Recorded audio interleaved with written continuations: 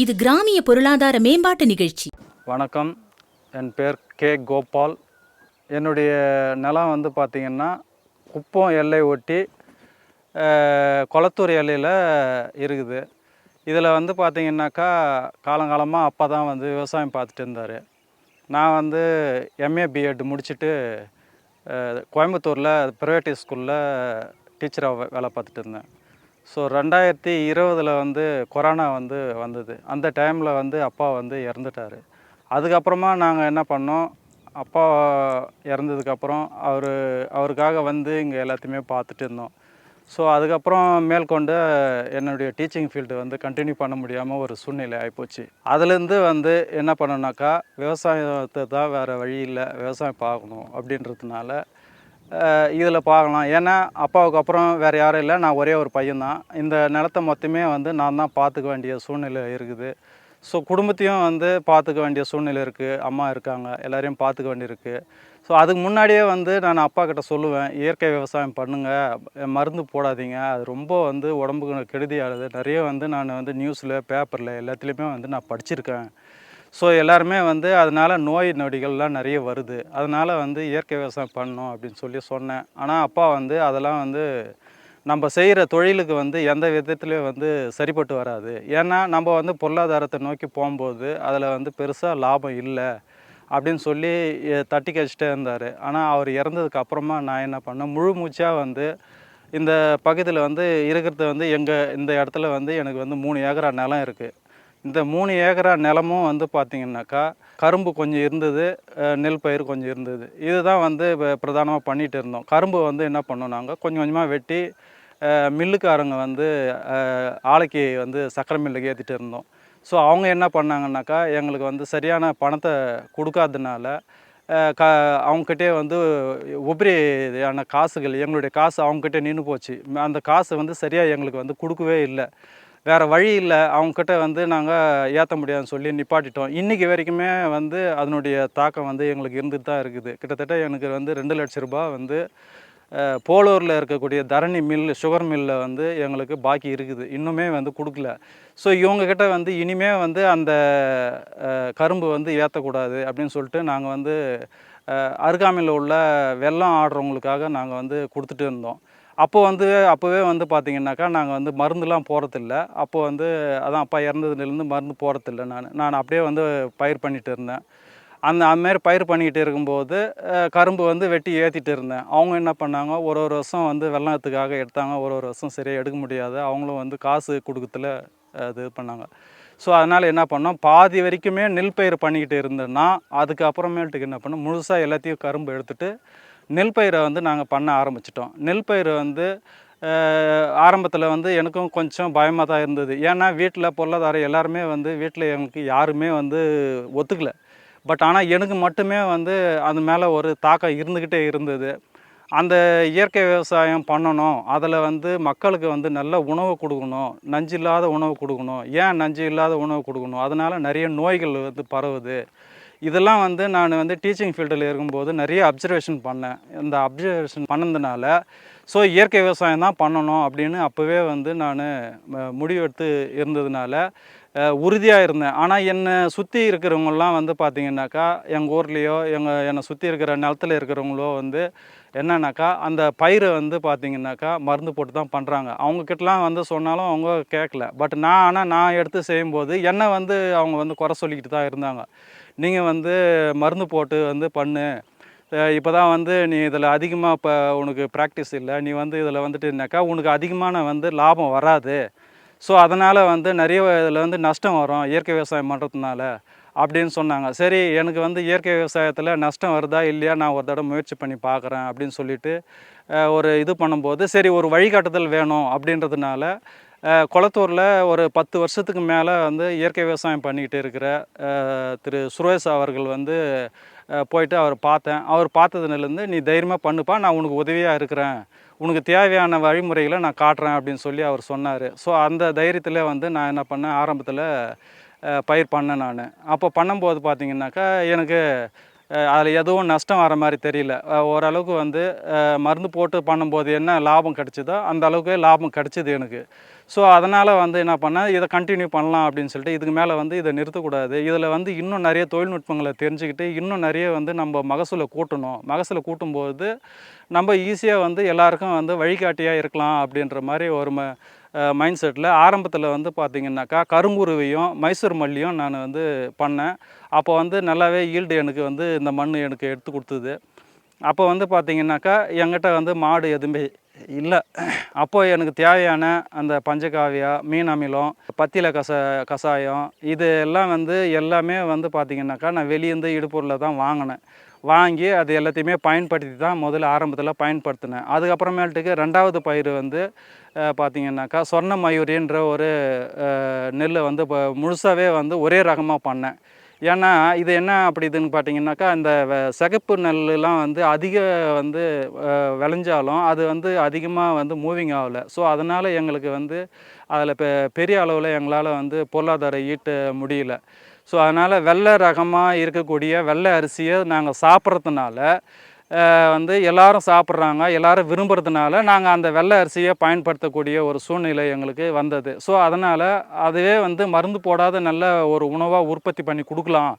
அந்த மாதிரி கொடுக்கும்போது எல்லாருமே வந்து நஞ்சில்லாத உணவை சாப்பிடுவாங்க அப்படின்னு எங்களுக்கு வந்து ஒரு ஆர்வம் வந்தது. இதில் எங்களுக்கு அதிகமாக பார்த்திங்கனாக்கா பூச்சி தொல்லைங்கள்லாம் கொஞ்சம் அதிகமாக ஆரம்பத்தில் கொஞ்சம் கொடுத்தது. அந்த அதை வந்து வழிகாட்டுறதுக்கும் அதில் வந்து பார்த்திங்கன்னா வேப்பம் இதெல்லாம் பயன்படுத்தி அதெல்லாம் எப்படி கண்ட்ரோல் பண்ணுறதுன்றத கொஞ்சம் கொஞ்சமாக அவர் சொல்லி கொடுத்து நாங்கள் இதில் பழக்கத்துக்கு வந்தோம். ஸோ இது இல்லாத வந்து பார்த்திங்கனாக்கா வெளியே நிறைய வந்து ஸ்டாலுங்கள்லாம் போடுவாங்க, இயற்கை விவசாயம் ஸ்டாலுங்கள்லாம் போடுவாங்க. அந்த இடத்துலாம் போயிட்டு நாங்கள் நிறைய வந்து அப்சர்வேஷன் பண்ணுவோம். இதெல்லாம் வந்து அவங்கக்கிட்ட வந்து விசாரிப்போம், அவங்கக்கிட்ட கேட்போம். இதெல்லாம் கேட்கும்போது நிறைய வந்து தகவல் எங்களுக்குள்ளே வந்தது. இது இல்லாத நாங்கள் எங்களுக்கு இங்கே அருகாமையில் ஒரு 4 கிலோமீட்டரில் சுற்றி வந்து பார்த்திங்கனாக்கா இயற்கை விவசாயம் பண்ணுறவங்களே வந்து மாதம் வந்து மீட்டிங் போடுவோம். மாதத்தில் முதல் ஞாயிற்றுக்கிழமை மீட்டிங் போடுவோம். அந்த மீட்டிங்கில் ஒவ்வொரு விவசாயியும் எப்படி வந்து அவங்க வந்து அதிகமான ஈல்டு எடுத்தாங்க, அவங்களுக்கு எந்த அளவுக்கு அதில் லாபம் கிடச்சிது, ஸோ அதே போல் அவங்களுக்கு ஏற்பட்ட இடர்பாடுகள் என்னென்ன, அதுக்கு அவங்க கையாண்ட விதம் என்ன அப்படின்றத வந்து எங்களை மாதிரி புதுசாக போன விவசாயிங்களுக்கெல்லாம் வந்து வழிகாட்டியாக வந்து சொல்லி கொடுத்து அப்பப்போ எங்களை வந்து அதிலேருந்து பார்த்திங்கனாக்கா நஷ்டன்ற அந்த வார்த்தையை பயன்படுத்தாமல் லாபம் தான் இது வரைக்கும் நாங்கள் அடைஞ்சிட்டே இருக்கோம். இப்போ போட்ட நெல் கூட பார்த்திங்கனாக்கா நெல்லையப்பர்ன்ற ஒரு சிறப்பான ஒரு நெல் ரகம் தான் அது. அந்த ரகம் வந்து பார்த்திங்கனாக்கா எனக்கு தெரிஞ்சதை சொல்கிறேன். அது வந்து திருநெல்வேலி மாவட்டத்தில் ரொம்ப ஃபேமஸாக இருக்கக்கூடிய ஒரு நெல்லையப்பர்ன்றது. அங்கே வீட்டில் இருக்கக்கூடிய சிவபெருமானுக்கு பேர் வந்து நெல்லையப்பர்னு சொல்லி கேள்விப்பட்டிருக்கேன் அதை பற்றி கேட்கும்போது. ஸோ அந்த அரிசியும் வந்து ரொம்ப சுவையாக இருக்குது, நல்ல மகசூலும் இருக்குது, விவசாயிங்களுக்கு அது வந்து நல்லாவும் இருக்குதுன்னு சொல்லி சொன்னாங்க. ஸோ அந்த வெரைட்டியை தான் வந்து வாங்கிட்டு வந்து நான் போட்டு பயிர் பண்ணேன். ஸோ இதுலேயும் வந்து எனக்கு பார்த்திங்கனாக்கா நான் பெருசாக அதிகம் வந்து ரொம்ப மெனக்கிடலாம் இல்லை. எனக்கு வந்து கொஞ்சம் ஏக்கரா பக்கத்துலேயே இருக்குது. அதில் வந்து பார்த்திங்கனாக்கா வேர்க்கடலை, உளுந்து, காராமணி இந்த மாதிரி பயிர்களை தான் பண்ணுவேன். அதில் வந்து பார்த்திங்கன்னா வேர்க்கடல் மூலயமா கிடைக்கக்கூடிய மணிலாவை வச்சு நான் மிஷினில் கொடுத்து அரைச்சி அந்த எண்ணெய்களை எனக்கு தேவைக்கு போக மிச்சம் விற்றுடுவேன் நான். அதில் கிடைக்கக்கூடிய புண்ணாக்கு மொத்தத்தையுமே நான் என்ன பண்ணுவேன், எடுத்து கொண்டு வந்து வச்சுக்குவேன். அதை வச்சுக்கிட்டு நான் என்ன பண்ணுவேன், ட்ரம்மில் போட்டு கரைசல் போட்டு 4 நாளைக்கு ஒரு தடவை கரைசல் போட்டு எல்லாத்துக்குமே வந்து நெல் பயிருக்கு அடியில் தண்ணி போகும்போதே அந்த கரைசலில் வந்து நெல் பயிர் வழியாக எல்லாத்துக்குமே வந்து விட்டுடுவேன். அப்படி விடும்போது பார்த்திங்கனாக்கா அந்த பயிர் வந்து ரொம்ப கருங்கருன்னு நல்லா அருமையாக வரும். இது என்ன அப்படின்னு சொல்லிட்டு அப்போ தான் நான் யோசித்தேன். ஏன்னு கேட்டேன்னாக்கா நெல்லுக்கு கரும்பு அந்த கடலை புண்ணாக்கு போடும்போது கெமிக்கல் உரம் போட்டால் எந்த அளவுக்கு வந்து செழிப்பாக வளருமோ அந்த அளவுக்கு செழிப்பாக வருது அந்த நெல் பயிருங்க. இது எவ்வளோ ஈஸியான ஒரு வேலையை வந்து ஏன் இவ்வளோ நாளாக இதை பயன்படுத்தாத விட்டுட்டுமே அப்படின்னு சொல்லிட்டு அதுலேருந்தே வந்து நான் கடலை புண்ணாக்கை மட்டுமே வந்து நான் பயன்படுத்திக்கிட்டு வந்தேன். ரொம்ப சிறப்பாகவும் இருந்தது. அதோடு வந்து மேலே வந்து ஸ்ப்ரே பண்ணுறதுக்கு பஞ்சகாவியாவும் அதே போல் மீன் அமிலம் இது 2 மட்டுமே வந்து ஒரு 15 நாளைக்கு 10 நாளைக்கு ஒரு தடவை திருப்பி நான் அதுக்கு ஸ்ப்ரே பண்ணும்போது அது பாட்டுனாக்கா என்ன சொல்கிறது, பயிர் அந்த மாதிரி வந்து வேறு யாரும் எல்லாருமே இப்போ அருகாமையில் உள்ள எல்லா விவசாயிகளுமே வந்து இன்னும் நாங்கள் மருந்து போட்டு பண்ணுறோம், அப்படி பண்ணியும் அந்தளவுக்கு வந்து பயிர் வந்து உயரமாக வளரலையே, இது எப்படி இது மட்டும் இப்படி நீ வந்து எதுவுமே கெமிக்கல் போடலன்ற இந்தமாரி வளருது அப்படின்ற இந்தளவுக்கு வந்து மீன் அமிலத்துக்கும் பஞ்சகாவியாவுக்கும் இந்தளவுக்கு வந்து சக்தி இருக்குதா அப்படின்னு சொல்லிட்டு அவங்களே ரொம்ப ஆச்சரியப்பட்டு வந்து என்னை வந்து கேட்டாங்க. நீங்கள் வந்து முதல்ல வந்து உங்களுக்கு வந்து போடுங்க ஐயா, நீங்கள் வந்து உங்களுக்கு ஒரு துண்டாச்சும் போடுங்க, போட்டு நீங்கள் பயிர் பண்ணுங்க, எனக்கு தெரிஞ்ச விஷயத்தெல்லாம் நான் சொல்லி கொடுக்குறேன் உங்களுக்கும், நீங்கள் போடுங்க, அதை போட்டு எப்படி வருதுன்னு பாருங்கள். அந்த நெல் வரக்கூடிய நெல்லை வந்து நீங்கள் மிஷினில் வந்து கொடுத்து நீங்கள் அரைச்சி எடுத்துகிட்டு வந்து நீங்கள் சாப்பிடுங்க. அதை முதல்ல சாப்பிட்டு கொஞ்ச நாள் பழகப்பட்டு பாருங்கள், அப்புறமேல்ட்டுக்கு வந்து நீங்கள் அந்த மருந்து போட்ட அரிசியை நீங்கள் சாப்பிட மாட்டீங்க, வாங்கவும் மாட்டீங்க அப்படின்னு சொல்லி அவர்கிட்ட சொன்னேன். அவங்களாம் வந்து சரி நாங்கள் பயன்படுத்தி பார்க்குறோம் அப்படின்னு அவங்க வந்து மும்முரமாக வந்து இதில் வந்து கொஞ்சம் கொஞ்சோண்டு போடுறத அவங்க சொல்லியிருக்காங்க. ஸோ ஒரு சிலர் வந்து பயன்படுத்திகிட்டு இருக்கிறாங்க. எல்லா மனிதனும் வந்து நோயால் பாதிக்கப்படுறான்றது எல்லாருக்குமே தெரியும். இது WHO வந்து எவ்வளோ இந்த விஷயத்தை வந்து தகவல் சொல்கிறாங்க. இதெல்லாம் வந்து நச்சு இல்ல பொருள், கெமிக்கலை பயன்படுத்தாதீங்கன்னு சொல்கிறாங்க. இதனால் எந்தெந்த வியாதிலாம் வருதுன்றது விஷயத்தையும் சொல்கிறாங்க. இவ்வளோ தூரம் சொல்லியும் வந்து நம்ம அதையே பயன்படுத்தினா எப்படின்னு அவங்கக்கிட்ட சொன்னேன் நான். சரிப்பா நாங்கள் பண்ணுறோம், ஏன்னா அதிகமாக வந்து எங்களுக்கு மகசூல் கிடைக்காது அப்படின்றதுனால தான்.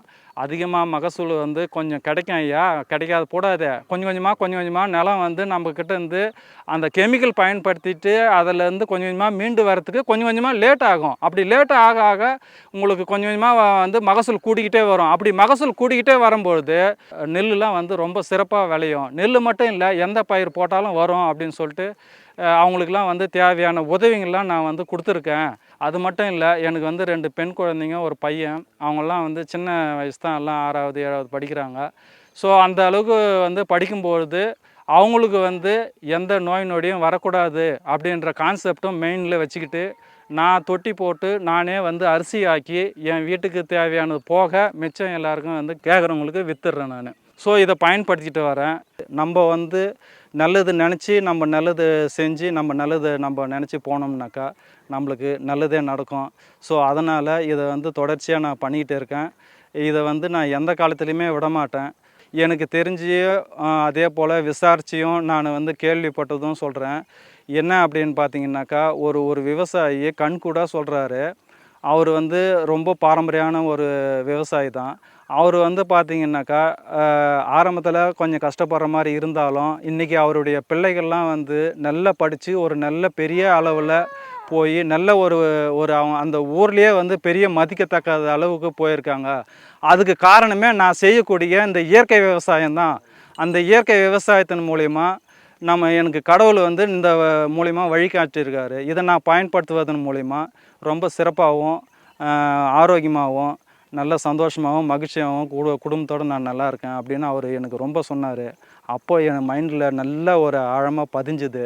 அதையே ஒரு வேத வாக்காக நானும் எடுத்துக்கிட்டு அன்றைக்கிலேருந்து இன்றைக்கி வரைக்கும் நான் வந்து இந்த இயற்கை விவசாயத்தை விடக்கூடாது, இந்த இயற்கை விவசாயத்தை கண்டினியூவாக தொடர்ச்சியாக பயன்படுத்தணும் அப்படின்னு சொல்லிட்டு பயன்படுத்திக்கிட்டு வரேன். நான் உங்களுக்கு ஆரம்பத்திலே சொல்லியிருந்தேன், நான் வந்து டீச்சிங் ஃபீல்டில் இருந்தேன். அந்த இடத்துல வந்து தனியார் ஸ்கூலில் எப்படின்னு பார்த்தீங்கன்னாக்கா என்ன சொல்கிறது, ஒரு மாணவர்களை வந்து யார் அடித்தட்டு மக்களில் கீழே இருக்காங்க, அதாவது அடித்தட்டு மக்கள்னாக்கா குழந்தைங்க வந்து ஐக்யூவில் திறனறிவில் ரொம்ப கீழே இருக்கிறாங்களோ, நுண்ணறிவில் யார் ரொம்ப ஒரு வகுப்பில் ரொம்ப குறைஞ்ச மாணவன் இருக்கானோ அவனுக்கு எந்த வகையில் நம்ம சொல்லி கொடுத்தால் புரியுமோ அந்த அளவுக்கு இறங்கி நம்ம சொல்லி கொடுத்துட்டோம் அப்படின்னா அந்த வகுப்பில் இருக்கக்கூடிய அத்தனை மாணவர்களுக்கும் அது புரியும். அதே போல தான் இந்த இயற்கை விவசாயமும் நிறைய வந்து மக்களுக்கு வந்து விழிப்புணர்வு இல்லாமல் இருக்குது. இது சம்பந்தமாக யாராவது வந்து எனக்கு வந்து ஸ்பீச் கொடுங்க, நான் வந்து நீங்கள் வந்து பேசுங்க, ஏன்னா இந்த இயற்கை விவசாயத்தை அடுத்த கட்டத்துக்கு கொண்டு போகலாம். ஏன்னா இன்றைக்கி மாறி வரக்கூடிய பொருளாதார சூழ்நிலைகளும் சரி, இயற்கை சூழ்நிலைகளும் சரி, ஓசோன் மண்டலம்லாம் ஓட்டை விழுந்துடுச்சு. நிறைய வந்து காலநிலை மாற்றம், பருவநிலை மாற்றம் இதெல்லாம் வந்து நிறைய மாறிக்கிட்டே வருது. இதெல்லாம் வந்து எல்லாருமே வந்து இப்படி ஒரு சூழ்நிலை வந்து வரும் அப்படின்ட்டு முன்னாடியே கணிச்சிருந்தாலும் யாரும் அதை பற்றி கண்டுக்கவே இல்லை. ஆனால் இது மாதிரி வந்து வந்துட்டே இருக்குது. ஆனால் இன்றைக்கி உள்ள சூழ்நிலைகள் நிறைய வந்து நம்மளுடைய ஃபோன் மூலிமா எல்லாருக்குமே வந்து அவேர்னஸ் ஆகிருக்கு. அதே போல் பள்ளி மாணவர்களுக்கு வந்து அவங்களுடைய சின்ன வயசுலேருந்தே அந்த இயற்கை விவசாயத்தை பற்றி கொண்டு வந்துட்டோம் அப்படின்னாக்கா, அவேர்னஸை கொண்டு வந்துட்டோம்னாக்கா, பின்னாடி வந்து இந்த மருந்து போட்டு விவசாயம் பண்ணக்கூடிய ஒரு சூழ்நிலையை எந்த ஒரு காலகட்டத்திலையும் இல்லாமல் நம்மளுடைய நாடு வந்து சிறப்பாக அமையும். அப்படின்றதுனால மக்களை வந்து எல்லாருக்கும் வந்து தெரிஞ்சுக்கணும். அதே போல் குழந்தைங்க மூலயமா வந்து சொல்லணும். இப்போ எப்படி வந்து நம்மளுடைய அரசியலில் வந்து பார்த்திங்கனாக்கா, குழந்தைங்கள் மூலயமாகவும் ஒரு விழிப்புணர்வு, இளைஞர்கள் மூலயமாகவும் ஒரு விழிப்புணர்வு ஏற்பட்டு ஆட்சி மாற்றம் ஏற்பட்டதோ, அந்த மாதிரி ஒரு குழந்தைகள் மூலயமாகவும் இருக்கக்கூடிய இளைஞர்கள் மூலயமாகவும் இந்த இயற்கை விவசாயம் எல்லாருக்குமே வந்து நம்மளுடைய நாடு ஃபுல்லாக வந்து இப்போ பரவ ஆரம்பிச்சிச்சு அப்படின்னாக்கா, ரொம்ப சிறப்பான ஒரு நாடாக நம்மளுடைய நாடு திகழும். ஏன் அப்படின்னு பார்த்தீங்கன்னாக்கா, நிறைய மாநிலத்தில் வந்து பார்த்திங்கனாக்கா, நம்ம மாநிலத்தில் ஓரளவு தான் வந்து இந்த இயற்கை விவசாயத்தை எடுத்துகிட்டு போகிறாங்க. இதே போல் வடநாட்டில் சிக்கிம், மணிப்பூர் இந்த மாதிரியான வேறு சில மாநிலங்கள்லாம் வந்து முழுக்க முழுக்க வந்து இயற்கை விவசாயத்துக்கு ஆதரவு கொடுத்து மேலும் மேலும் வந்து போயிட்டு இருக்காங்க. ஸோ அந்த மாதிரி நம்மளுடைய தமிழகத்துலேயும் வந்து இந்த இயற்கை விவசாயத்தை முன்னெடுத்து மிகவும் சிறப்பாக கொண்டு போகணுன்றது என்னுடைய ஆசை. இந்த இயற்கை விவசாயத்தில் அந்த காலத்தில் பார்த்திங்கனாக்கா, நம்ம மாடுகளை வச்சு உழுது பயிர் பண்ணிக்கிட்டு இருந்தோம்.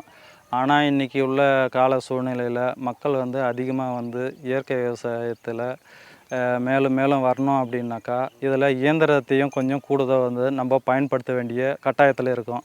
ஏன் அப்படின்னு பார்த்தீங்கன்னாக்கா, நம்மளுக்கு நிறைய சூழ்நிலை இருக்குது. ஏன்னா ஆள் பற்றாக்குறைன்றது ஒரு பக்கம் இருக்குது. ஒரு பக்கம் அரசு துறையிலையும் வந்து நம்மளுக்கு போதிய சப்போர்ட் இல்லாத ஒரு சூழ்நிலையும் இருக்குது. ஸோ இந்த இடத்துல வந்து நம்ம என்ன பண்ணோம் அப்படின்னாக்கா, நிறைய வந்து இயந்திர கருவிகளை வந்து புதுசு புதுசாக கொண்டு வந்திருக்காங்க. அந்த இயந்திர கருவிகளை பயன்படுத்தி நம்ம எந்த அளவுக்கு வந்து இதில் வந்து சிறப்பாக பயன்படுத்தணும் அப்படின்னாக்கா, நம்ம வந்து உதாரணத்துக்கு வந்து ஒரு சொல்கிறோம், சாரி நடுவு போடுறோம். நெல் பயிரில் சாரி நடுவு போட்டு அதில் வந்து கயிறு பிடிச்சி நடுறோம். தளரத்தை வச்சு நம்ம என்ன பண்ணுறோம், நம்மளே வந்து களை பறிச்சிக்கலாம். ஸோ அப்போது வந்து ஆளுங்க வந்து களை பறிக்க வேண்டிய அவசியம் இருக்காது. நம்மளே அதை வந்து பயன்படுத்திக்கலாம். இதில் வந்து இன்னொரு நான் பயிற்சிக்கு போயின்ற இடத்துல என்ன சொன்னாங்க அப்படின்னு பார்த்தீங்கன்னாக்கா, ஒரு 4-5 வாத்துக்களை வந்து ஒரு பண்ணை மாதிரி சின்னதாக வச்சுருந்தோம் அப்படின்னாக்கா, அந்த வாத்துக்களை வந்து கொண்டாந்து அதில் நம்ம விட்டோம் அப்படின்னாக்கா, அந்த வாத்தே வந்து என்ன பண்ணுதுன்னு கேட்டாக்கா, அதில் உள்ள களைகள்லாம் வந்து சிறப்பாக எடுத்துடுது. அதே போல் அந்த வாத்துகள் போடக்கூடிய எச்சங்கள் வந்து அந்த பயிர்களுக்கு வந்து அவ்வளோ சிறப்பான ஒரு உரமாகவும் வந்து பயன்படுது அப்படின்னு சொல்லி அந்த டெக்னிக்கும் வந்து இப்போ நம்மளுக்கு வந்து சொல்லியிருக்காங்க. அதே போல் இன்னொரு விஷயம் என்ன சொன்னாங்கன்னாக்கா, இந்த நெல் பயிர் மற்ற பயிர்களில் வந்து பார்த்திங்கனாக்கா, நம்மளுக்கு வந்து இருக்கக்கூடிய தொல்லைகளில் வந்து எலி தொல்லைகள் தான் வந்து இருக்கும். இந்த எலி தொல்லைகளை வந்து கட்டுப்படுத்துறதுக்காக அவங்க சொல்லி கொடுத்த சில அந்த வழிமுறைகளை நானும் பயன்படுத்தியிருக்கேன்.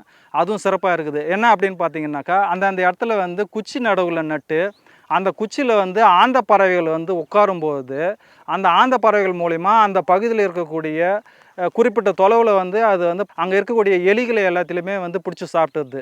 நம்ம இந்த இடத்துல வந்து வேறு எந்த ஒரு கெமிக்கலும் ஏன்னு கேட்டாக்கா, இதை கெமிக்கல் பயன்படுத்தி பயிர் வைக்கிறவங்க என்ன சொல்கிறாங்க அப்படின்னு சொல்லிட்டாக்கா, இந்த போரான் அப்படின்னு சொல்லக்கூடிய ஒரு விதமான கெமிக்கலை வந்து போராட்டு அப்படின்னு சொல்லுவாங்க. இந்த கெமிக்கலை வந்து அந்த எலி வலைங்களாண்ட கொண்டு போய் போடுவாங்க. அது வந்து சாப்பிட்டுச்சுனாக்கா அந்த எலிகள் இறந்துடும் அப்படின்னு சொல்கிறாங்க. இது வந்து நிறைய வந்து அசுபமாக வந்து ஏற்படக்கிறதுக்கும் ஒரு வாய்ப்பு இருக்குது. ஆனால் நம்மளுக்கு இயற்கையாக வந்து சாதாரண வந்து இந்த மரங்களை வெட்டி இந்த குச்சிகளை அங்கங்கே நம்ம நட்டு வச்சோம் அப்படின்னாக்கா, ஆந்தைகள் வந்து இரவு நேரத்தில் உட்காந்து அந்த எலிகளை வேட்டையாடும். இதை நான் வந்து கண்கூடாவே பார்த்துருக்கேன் நான். ஆனால் ஆந்தையை வேட்டையாடுறது பார்க்கல. எலிகள் வந்து அந்த இடத்துல எலிகள் இல்லை. ஸோ இந்த வந்து அப்போது எலிகள் அங்கங்கே வலை நோண்டி வச்சுருந்துச்சு. அதை வந்து பார்த்தோம்னாக்கா அந்த குச்சி நட்டு வச்சுருந்தோம். அந்த குச்சி நட்டு வச்சு கொஞ்ச நாள்லேயே பார்த்தீங்கன்னாக்கா அந்த வலைங்க மட்டும் இது பெருசாக புதுசாக அதுக்கப்புறமேட்டுக்கு எந்த ஒரு வலைங்களும் நோண்டி அந்த இடத்துல வந்து நோண்டந்த அதுலேயோ அதுக்கு அருகாமையிலோ எங்கேயுமே எலி வலை நோண்டந்தா நான் பார்க்கல. அந்த அளவுக்கு வந்து அது இப்போ பயன்பட்டுருக்குது. சரி, இதுக்கு மட்டும்தான் பயன்படுதா அப்படின்னு பார்த்தீங்கன்னாக்கா, அந்த கதிர் வர நேரத்தில் அந்த வெட்டுக்கிளி அந்த பயிர்களை சேதப்படுத்தக்கூடிய பூச்சிகள்லாம் வந்து நிறைய வந்து அதில் உட்காருது. அந்த பூச்சிகளை வந்து சாப்பிட்றதுக்கு அந்த வால்குருவி மாதிரி ஒரு சில குருவிங்கள்லாம் வந்து அதில் வந்து குச்சியில் வந்து உட்காந்துட்டு அது கரெக்டாக என்ன பண்ணுது, அது உட்காந்து அந்த பூச்சிங்க எல்லாத்தையுமே பிடிச்சி சாப்பிட்டுக்கிட்டே இருக்குது. காலையில் வந்தோம்னாக்கா சாயங்காலம் வரைக்கும் பார்த்தோம்னாக்கா அவ்வளோ சிறப்பாக அந்த பூச்சிங்களை வந்து அந்த சின்ன சின்ன குருவிங்க அந்த பறவைங்கள்லாம் வந்து வேட்டையாடுறது. இதை வந்து நான் கண்கூடாகவே பார்த்துருக்கேன் நான். இந்த அளவுக்கு இவ்வளோ சிறப்பாக இருக்குது. இதெல்லாம் வந்து நம்ம பகுதியில் யாருமே பயன்படுத்துனதில்லை, யாரும் சொன்னதே இல்லை. அப்படின்னாக்கா இதெல்லாம் வந்து அந்த காலத்தில் பயன்படுத்தியிருக்காங்க, அது காலப்போக்கில் மறைஞ்சு போச்சு. இப்போ வந்து அதை வந்து நம்ம மீட்டு எடுத்துருக்கோம், அவ்வளோதானே தவிர மற்றபடி ஒன்றும் இல்லை. இது எல்லாமே வந்து இயற்கை விவசாயிங்க பயன்படுத்திகிட்டு இருக்காங்க. இந்த மாதிரி இயற்கை விவசாயிங்க பயன்படுத்தும் போது நம்மளுக்கு வந்து பெரிய விதமான செலவு கிடையாது. இந்த இடத்துல ஈஸியான சில நுட்பங்களை மட்டும் பயன்படுத்தி அதிக மகசூல் எடுக்கலாம். அதே போல் நோய்கள் வராமல் பயிருங்க வந்து நம்ம வந்து காப்பாற்றிக்கலாம், நல்ல மகசூல் எடுக்கலாம் அப்படின்றத வந்து இது மூலிமா பண்ணேன்.